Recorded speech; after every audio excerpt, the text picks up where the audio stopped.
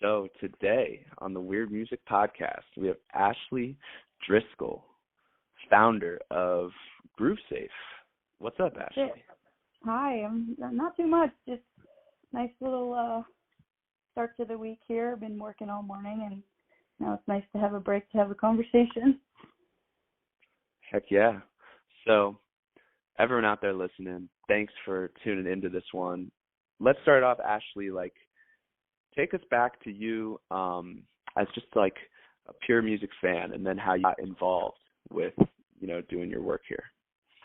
Yeah, for sure. So I've been seeing music for as long as I can remember. It's definitely my favorite pastime.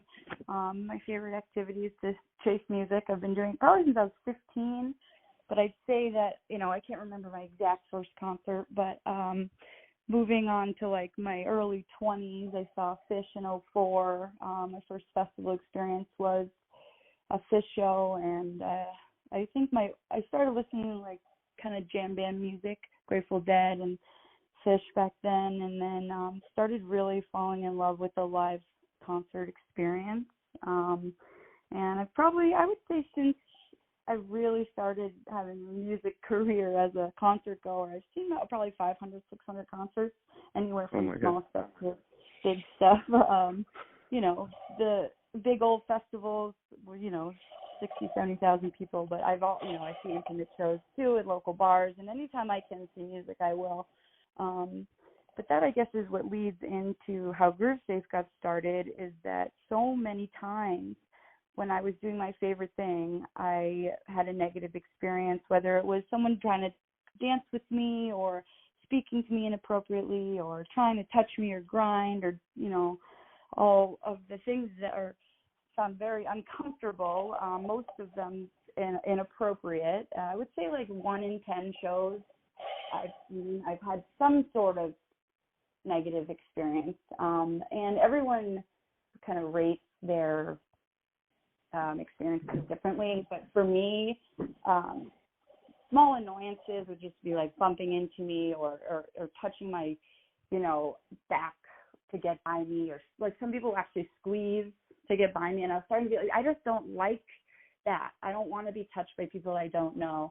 And then I've had more severe, what I consider, more traumatizing experiences. But basically, I realized that this was a problem, and it couldn't be just me that was being touched inappropriately doing their favorite thing. So I started talking to a lot of people, and started online from some of the music groups on Facebook and also on Twitter. I just started saying, hey, is anybody experiencing this? What do you guys think? And the result of that is overwhelming. The amount of men and women reaching out saying, oh yeah, this happens to me all the time. I didn't know if it was anybody else that had it, or some people even said that they were used to it, and that just infuriated me. I mean, imagine thinking that it was you just had to deal with this stuff. And so that was, I would say, 2013 through 2015. I personally was this is an issue. And then moving to 2015, 2016, I started to formulate the idea of starting a movement. And I knew it had to be outside the jam band scene too, where most of the shows I see are jam oriented. But I've found out since that it's all different genres are having this sexual misconduct and bad behavior. And so 2017, I'm trying to go through the timeline here, I realized it was time for me to move forward and announce the launch of Groovesafe.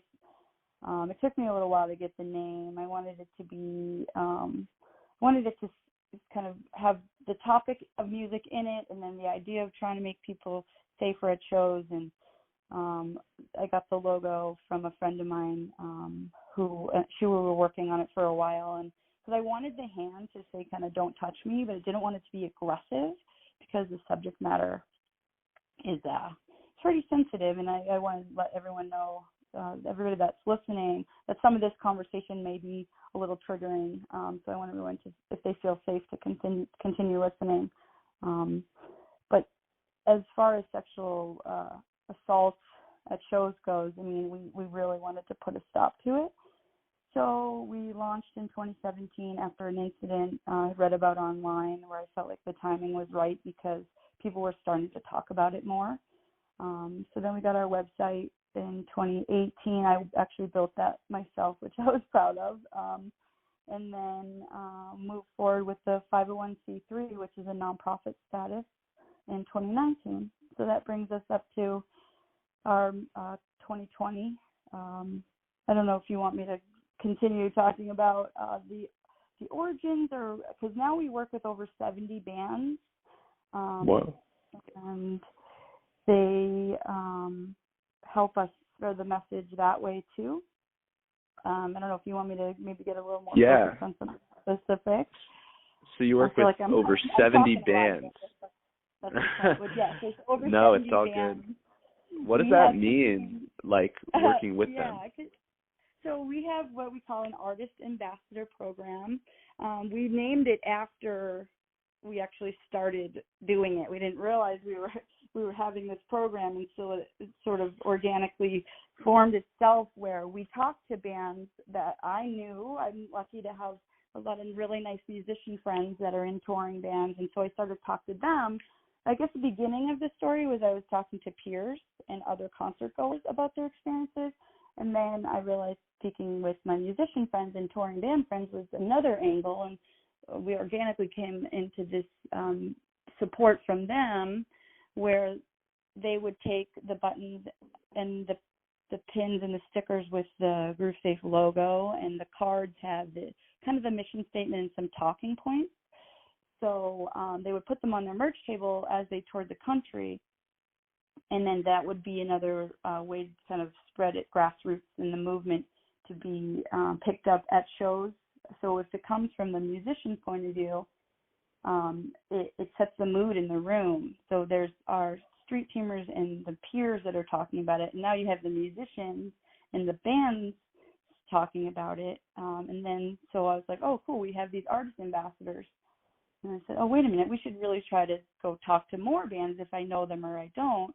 And then so we've slowly able to build this kind of resume of bands that are on board supporting the cause.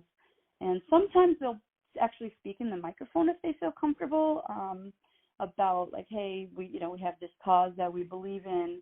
And then there are times that I can actually be there at the shows. And then they, go talk to Ashley at the merch table. She'll tell you all about Groovesafe. But otherwise, it's just a little silent message there on the corner of the merch table. So that the number's grown to almost 70 now. Small local bands all the way up to pretty popular touring bands. So we're excited for that. So we're always looking for musicians and bands that are interested in jumping on for the cause with the same goal in mind. I haven't even told that yet. It's just our mission is to stop unwanted touching and to focus on building consent culture in the live music scene and different ways for people to be aware of body safety and respectful dance spaces. And I mean, I've said it before and I'll say it 100 more times, but really focus on consent and that you cannot touch anybody's body without their permission. As awkward as it might be, we're trying to break that down. And, you can ask someone to dance and you can ask them their name or whatever. It's not as weird as it feels.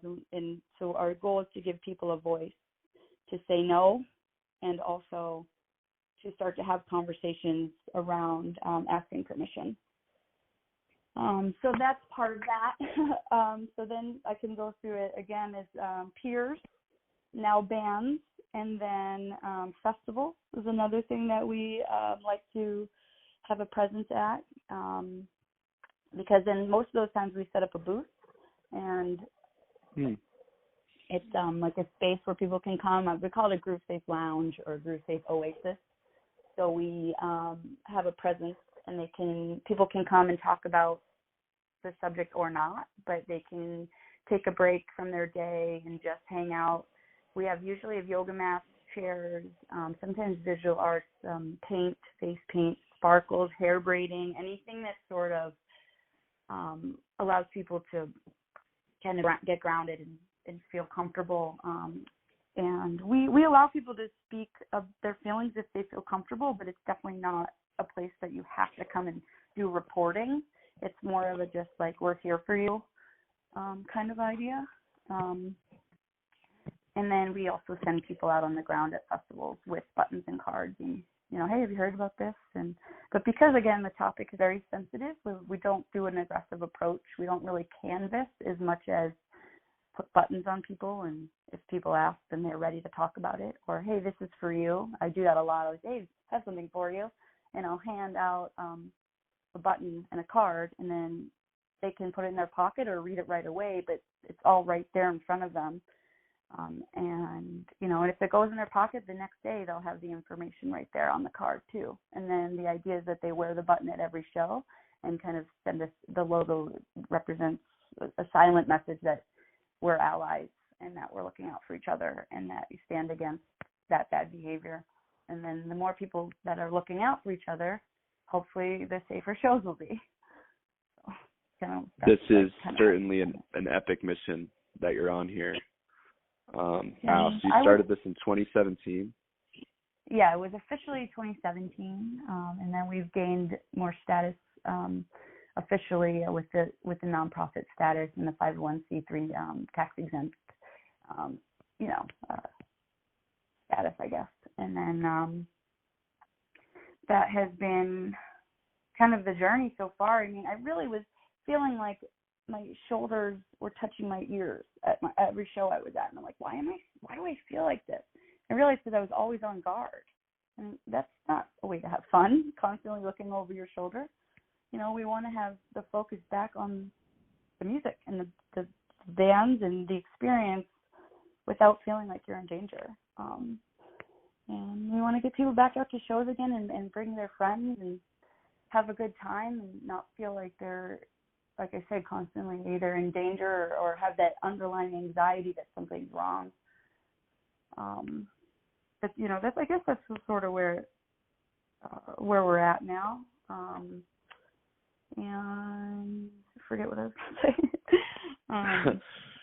No, it's all good. So, yeah, and you do booths at music festivals. You have, like, the Groovesafe Oasis. Do you want to maybe talk about any specific music festivals that have, like, really gotten behind Groovesafe, or even any bands as well, like, specifically? Yeah. I mean, so we started out summer camp music festivals in Illinois. It's Mo and Humphrey. I love summer camp. Yeah, so summer camp's great. I've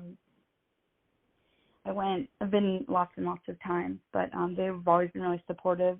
They have something called Nonprofit Row, which is more than just a vendor area. It's specifically for nonprofit causes. And that's always a nice one. And then we went to Sweetwater 420 last year in Atlanta. We're going back again. That is at the end of April.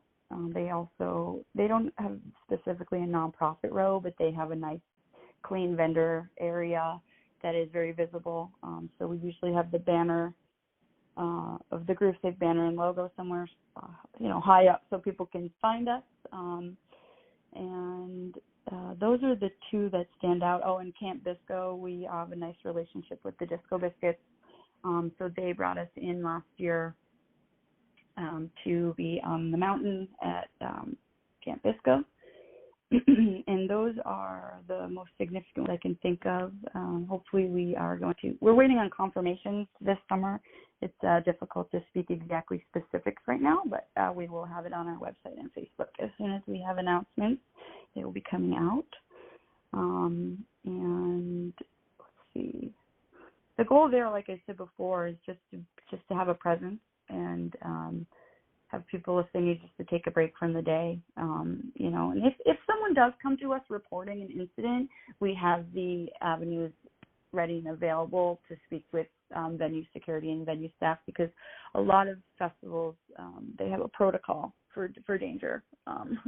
So we want to make sure that we're ready for that. If anything does come up, we channel it to the appropriate people to make sure everybody continues to stay safe. So I think that's important. Hopefully, I would love to move in the future where we had crisis counselors on site. It's something I'm trying to talk to everybody I talk to about. I would love that to be a kind of a protocol. Because there's always first aid, and there's always law enforcement, but there's a little bit of a missing space at times. Certain festivals, not every single one, that I know Coachella rolled out their own internal plan that has safe zones and counselors on site. So I'd love to see a little more of that roll out as the festivals, throughout the year. And I feel like I would love it to be a protocol. And I think that everybody definitely has a safety protocol, but I don't know if everyone doesn't always have the kind of crisis counselor protocol. So that would be really something that I would have as a goal. And then, I don't know. So that's kind of the way the festivals go. And something we're doing this coming year, which is similar to that, is being in the venue space. So we're working in 2020 to have Groovesafe venue partners. So we would kind of talk to them about the issue and then suggest signage.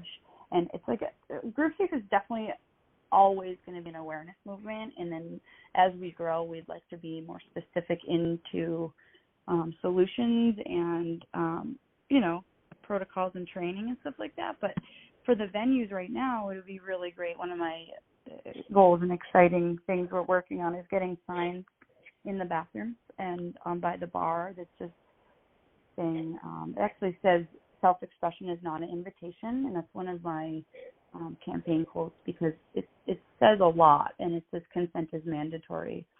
Basically is no matter if I'm dancing or what I'm wearing, that is not an invitation to touch my body. So that is messaging that we're doing. And then the venue would be ready for reporting in that way so that they would be able to handle the situation safely, focused on survivor attention, making sure that person was okay and had everything they need and all that. So we're working with venues in the Northeast and 2 in Colorado. We're speaking to a couple in Seattle. And then also the biggest news is that we're working with Live Nation to do a test area in Boston, or the New England area. 2 Massachusetts Live Nation venues specifically. I can't say much more yet, but that's something that's going to be really great, is seeing how the response is to visual signs in those venues to get people really aware that this is an issue and that there is a movement to try to stop it. Wow. Yeah, so you are really doing so much. So if I am, a venue, what is the proper protocol to deal with something like this? It's something that we are looking at right now, but we're guided by a woman named Shauna Potter. She wrote a book called Making Spaces Safer, and we're talking to her about her guidelines that she has actually put out in a book and in a pocket guide. Is mostly, from what I've learned, is making sure that the survivor is okay in that moment. A lot of places think that the answer is to jump right into finding the offender, where most of the time the survivor just needs to be heard, and if they're physically and mentally okay, they want to be heard, but then also they have to be ready that maybe they're physically and mentally not okay.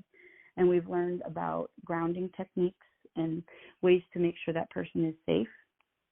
And then I would suggest then furthermore giving them resources for reporting to law enforcement, or do they need medical attention or other things like that. But there are guidelines, but it's mostly based on making sure that that person's okay, giving them a quiet place, giving them some water, and checking in on them. And also, one of the other things is some of it goes unreported. Most of the incidents go unreported. So I guess something Groovesafe is just trying to do is the more we talk about it, the easier it may be for people to talk about it as well, and not be afraid to go up and speak to someone with confidence that they know that they're going to listen. I think a lot of the trouble with the culture that exists is security or others not really hearing them and not really doing anything about it. So the more that all of our groups that are working this talk about it, the more likely it is that they'll have safety protocols ready to go. And it has to be in the training of the staff, and we want to give the venues the opportunity to work with us to find out those correct protocols. I think it'll take a little time, but we want to make sure that they exist at all, because there are some challenges, especially with staff members that are either maybe they have to stay in one place, or something a little more difficult that we talk about is that even though Groovesafe is very focused on a gender neutral movement that everybody deserves respect, a lot of times when women experience something negative, if a man disrespects a woman, it's going to be difficult for that person to go then to a stranger male and talk about it. So we're hoping that there will be options of all kinds, like maybe there's someone at the merch table, or maybe there's a crisis counselor, or maybe the bartender is aware of how to handle something.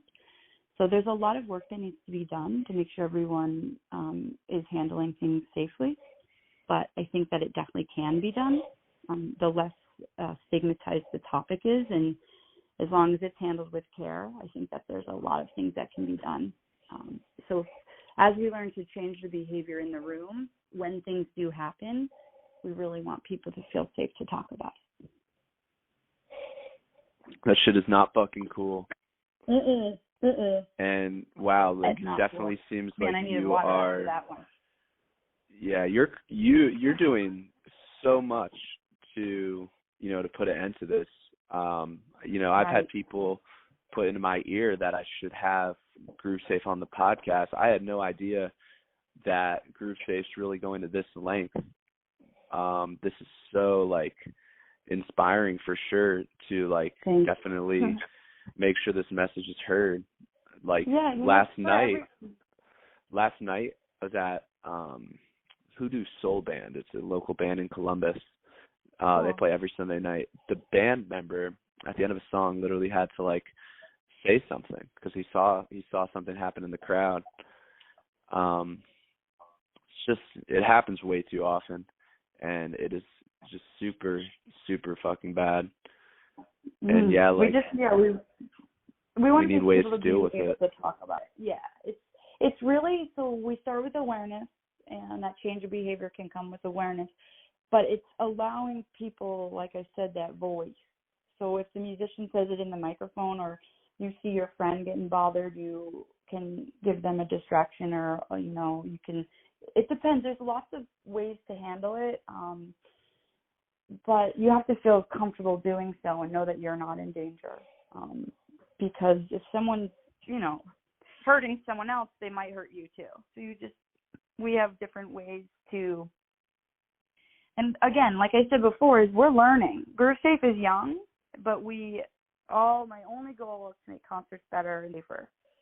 So we are loving the resources that we're getting and the expertise that has been offered to us.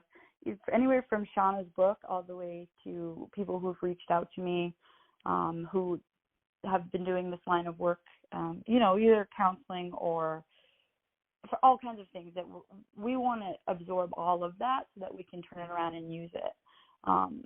So I'm just so grateful for all the resources and information that I've gotten over the past handful of years, because I'm learning as I go too, and I just know that it happened to me so much and I hate how it feels.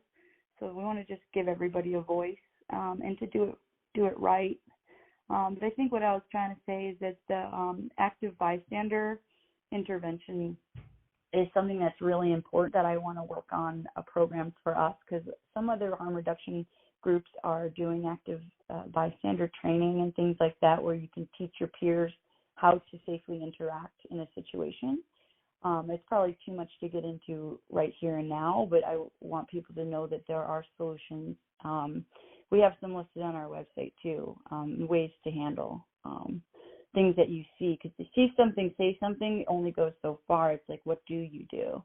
And as long as you're approaching the situation with caution, I think that a lot can be done. But I mean, something I always say is never address assault with assault. So a lot of people are like, oh, I'll just knock them out.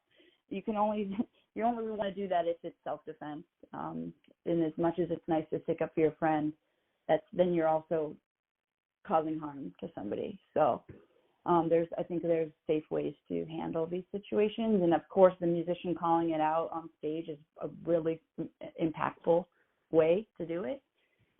But also, like I said, when you set the mood and then with the Groovesafe buttons on the merch table, it says it right away. And like the venue signs in the venue says it right away, like no tolerance. This is not behavior that we're going to accept. And so then it starts to get trained into people's minds that it's never okay, and that you can, if one was try to get away with it, that people are paying way closer attention now, and that it's not behavior that's going to be allowed in our space anymore, and that people just want to enjoy the show. We don't want to be in a place doing what we love, worried about getting hurt. So I think that is all part of this. And yeah, like before we wrap this up, I wanted to let you speak about two more things.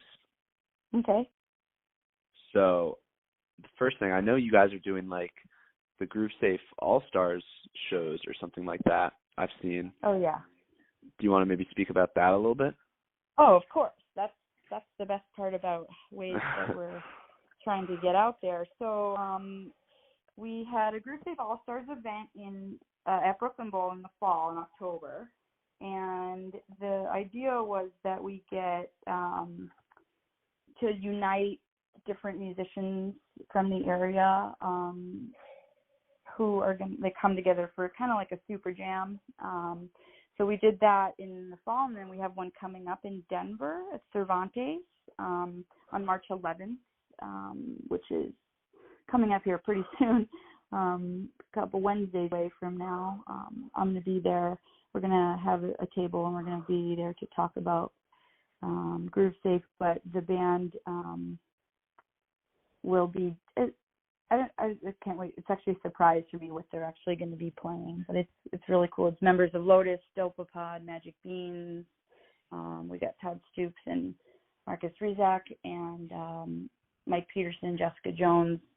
Sorry if I missed you guys. Chuck Jones, Chuck Morris, and Cody Wales and Eric Levine from Magic Beans. But they are all going to do a super jam, and then $1 of each ticket sale goes to donations for Groovesafe to continue our mission.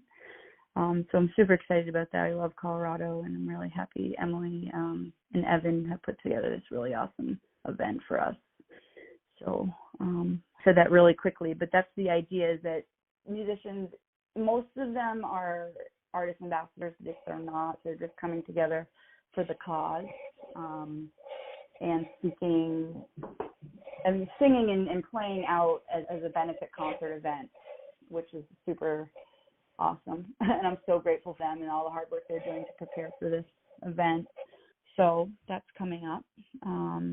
Is that, let's see, I said the date right, March 11th, Cervantes. March 11th at Cervantes. Yeah, it's just a really cool angle for us, because it's just, the whole theme is just to build consent culture in our music spaces. So. And you said you mentioned two people's names that are on your team, like helping organize this. That was gonna be my next question. Like, who out there is like working alongside you specifically like with Groovesafe doing this thing? Well, my team is my official team is small, but because of everyone involved, we have so many people trying to help us right now, or actually helping us right now. So I mentioned Emily and Evan because Emily is a Groovesafe teammate, but Evan is the guy at Cervantes that is helping curate the situation for the concert. But my vice president, Mike Manning, he's a super help, and Emily Vanderwill is technically at this point we kind of have a New England chapter, a Chicago chapter, and a Denver chapter now, with some New York City friends doing things as well. But because I'm kind of the main contact as the founder, I'm really looking for people to step up and be on our team. This street teamers are amazing, people that take our stuff out on the road. We offer starter support packs where I send you buttons and cards for a small donation in the mail, and then you can take it out and give it to your friends and go to concerts and do it. And then we have the bands who do it. So I consider them everyone teammates, but as far as our like core operating team, there's really about 3-4 of us that are doing a lot of this work. But that being said, because I have an opportunity to say so, we are still always looking for volunteers to kind of do the office-y stuff and the team building and all of that. But there's, I guess, to answer the question quickly, which I can never do, but is having a core team is really important, but everyone is on our team. It takes all of us to spread this message. I always tell people, tell one person today about this, because that person will tell one other person. And hopefully this will continue, because we started as grassroots and we still kind of are, and we're going to keep talking about it with as many people as we can. And as soon as you talk about it, I consider you one of our teammates, because you are doing what you can to spread the news and to talk about it, keep that conversation going. But I mean, we have I have people, I told you earlier, they reach out to me with resources, and it's incredible, from lawyers to accountants, and everybody is always willing to help give me advice, and I'm very thankful for that. So how do people get involved if they want to continue talking about it with Groovesafe? Yeah, I definitely. So there's a Groovesafe street team group on Facebook that I'm trying to build up so that people can check into that for volunteer opportunities and ways to see where to see us and how to help. But anyone can always email me at any time at teamgroovesafe@gmail.com, or on our website is just groovesafe.com. There's ways to donate. You can get shirts, koozies, and starter pack materials now. And then you can also offer resources if you have them. But, we're always looking for anybody that has any skills, that has time to work for a volunteer organization. But, yeah, the website's the main source for everything, and then I can direct you guys from there if anyone's interested. So there we have it. Ashley Driscoll, founder of Groovesafe, on the Weird Music Podcast, spreading the mission, stopping unwanted touching, building consent culture. Ashley, thank you. Thank you for being on this, and thanks for so much length that you've gone to keep this conversation going. It definitely needs to be had, and I definitely am glad there's something like this I can support for sure. Yeah, we don't want to stop seeing music. We just want the space to be better. So that's the plan. So thanks, everybody. Right on. Well, if you listen this far, shout out to you. You know where to go to get involved. And, yeah, this has been the Weird Music Podcast. Cheers, y'all.